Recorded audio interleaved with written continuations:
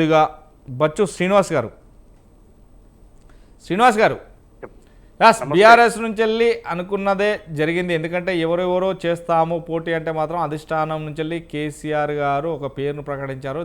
అది కూడా అక్కడ మృతి చెందినటువంటి అంటే మా ఏదైతే కొంత అనారోగ్య కారణం చేత మృతి చెందిన ఎమ్మెల్యే మాగంటి గోపీనాథ్ భార్య సునీత గారిని ఆ పేరు ప్రస్తావించారు. సునీత గారి గెలుపుకు ధీమా ఖచ్చితంగా అక్కడ ఉంటుంది అనేది ఆశ వ్యక్తం చేస్తున్నారు.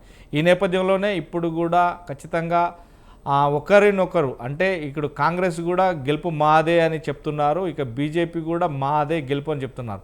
ఏది ఏమైనప్పటికీ మొత్తం మీద సునీత గారి నేపథ్యంలోనే అక్కడ నియోజకవర్గం ఎలా ఉండబోతుంది, ఆ ప్రజలు ఎలాంటి సేవలు అందించారు, ఈ నేపథ్యంలోనే అతన్ని మరవలేకపోతున్నామనే మాట కూడా వినబడుతుంది. ఎలా చూడొచ్చు?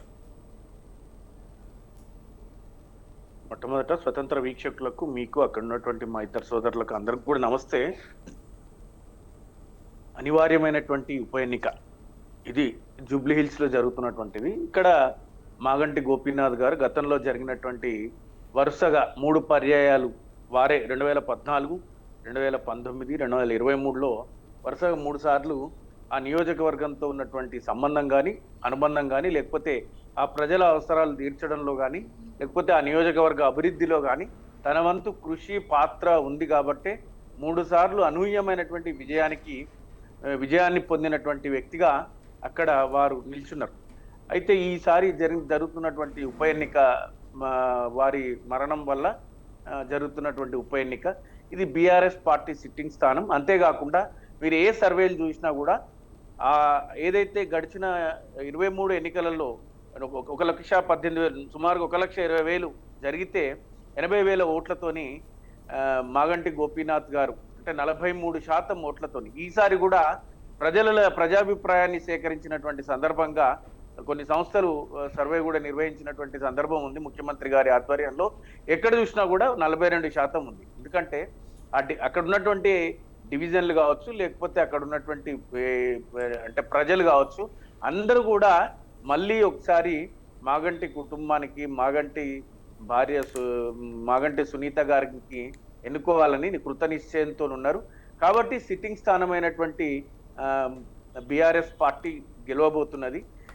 అదే విధంగా కాంగ్రెస్ సహజంగా వాళ్ళు అధికారంలో ఉన్నారు కాబట్టి మేము గెలుస్తామని చెప్పడంలో ఎలాంటి సందేహం లేదు. అది సహజంగానే అధికారంలో ఉన్నటువంటి పార్టీ ఉప ఎన్నిక విజయం సాధిస్తుంది అనేటువంటి చెప్తుంది. దాన్ని మనం కాదనలేము. ఇప్పుడు అక్కడ చూస్తే కూడా మహిళలు కూడా మోర్ దెన్ 40% ఓటర్స్ కూడా మహిళా ఓటర్లు ఉన్నాయి. అక్కడ ఏమంటే 4 లక్షల ఓట్లుంటే 3,90,000 ఓట్లుంటే పోలైతున్న ఓట్లు ఓన్లీ 43%. పూర్తి స్థాయిలో ఈ ఉప ఎన్నికలో అత్యధిక శాతం ఓట్లు పోలై మెజారిటీ ఓట్లు బీఆర్ఎస్ పార్టీ ఖచ్చితంగా కైవసం చేసుకుంటుంది. ఎందుకంటే ఇప్పుడున్నటువంటి ప్రభుత్వం మీద హైదరాబాద్ మహానగరంలో అంటే ప్రభుత్వం పాలన పడికేసింది అని చెప్పడానికి అనేక ఉదంతాలు, ఒక వరద నీరు కావచ్చు, ఒక మురుగు నీరు కావచ్చు, ఒక పారిశుద్ధ్య లోపం కావచ్చు, ఒక జిహెచ్ఎంసీని కంట్రోల్ చేయలేని పరిస్థితిలో ఉండినటువంటి సందర్భం కావచ్చు, చెత్త తీసివేయలేనటువంటి పరిస్థితులు కావచ్చు. ఈరోజు మనం చూస్తే చివరికి బ్రహ్మాండంగా నిర్వహిస్తున్నటువంటి మెట్రోను కూడా ఇక్కడి నుంచి ఎల్ఎన్టీని పక్కకు నెట్టివేసి తన ఆధీనంలోకి తీసుకున్నటువంటి పరిస్థితి. అంటే ప్రజా పారిశుద్ధ్యం సరిగ్గా నిర్వహించలేనటువంటి ప్రభుత్వం, ఆర్టీసీని నిర్వహించలేనటువంటి ప్రభుత్వం చివరికి మెట్రో కూడా తానే నిర్వహిస్తానని చెప్పి ఈరోజు మెట్రోను కూడా అక్కడి నుంచి దాన్ని 15,000 కోట్ల రూపాయల అప్పును తీసుకొని సింగిల్ సెటిల్మెంట్ కింద 2,000 కోట్ల రూపాయలతోని ఎల్ఎన్టీని కూడా బయటకి నెట్టివేసినటువంటి పరిస్థితులు మనం చూస్తా ఉన్నాం. ఈ హైదరాబాదు అభివృద్ధిలో అంటే ఇంకా టైం ఉంది. అంటే ఈ హైదరాబాద్ అభివృద్ధిలో బీఆర్ఎస్ పార్టీ ఈ యొక్క కీలకమైనటువంటి దశాబ్ద కాలము తను పనిచేసినటువంటి విధానం కూడా ఖచ్చితంగా జూబ్లీ హిల్స్ ప్రజలు, విజ్ఞులు, అక్కడ ఉన్న వాళ్ళందరూ కూడా చదువుకున్న వాళ్ళు చేసినటువంటి గతంలో చేసినటువంటి అభివృద్ధిని చూసి అభివృద్ధి కావచ్చు, అభ్యర్థి కావచ్చు, లేకపోతే ప్రస్తుత ప్రభుత్వ వ్యతిరేకత కావచ్చు. శ్రీనివాస్ గారు చెప్పండి. కంటిన్యూ. అయితే ఈ విధమైనటువంటి పరిస్థితుల్లో బీఆర్ఎస్ పార్టీ తన విజయకేతనం ఎగరవేస్తుంది అనే దాంట్లో ఎవరికి ఎలాంటి సందేహం అక్కర్లేదు.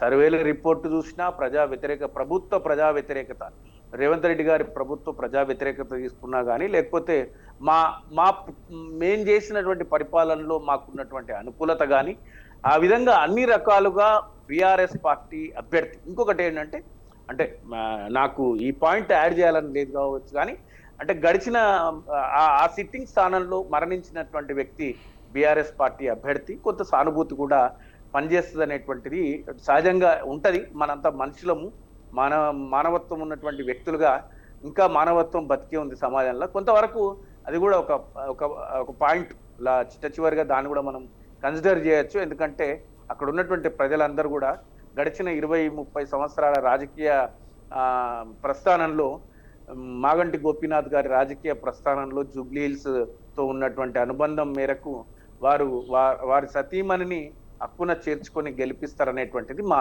అభిప్రాయం.